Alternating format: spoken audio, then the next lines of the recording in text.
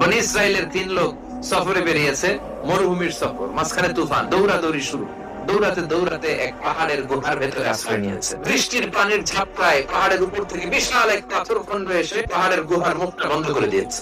3 জন গায়ে যত শক্তি ছিল ধাক্কায়ও পাথর সরাইতে পারে না। হায় হায়, কান্নাকাটি শুরু।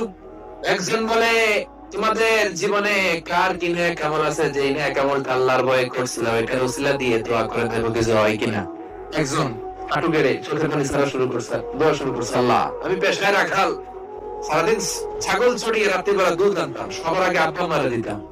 একদিন গভীর রাতে এসে দেখি আব্বা আম্মা ঘুমায়। আল্লাহর ডেকে বলে, আল্লাহ ওই দিন সারা রাত দুধের বাটে নিয়ে মা বাবার শিওরে আমি দাঁড়িয়েছিলাম, ফজরের সময় আব্বা আম্মারে দুধ খাওয়ালাম, তারপরে ছেলে মেয়েদেরকে দিয়েছিলাম, তারপরে স্ত্রীর মুখে দিয়েছিলাম। ওই রাতের ইবাদত যদি তোমার দরবারে ভালো লেগে থাকে, আজকের বিপদের দিনে কেউ বাঁচানোর নাই, তুমি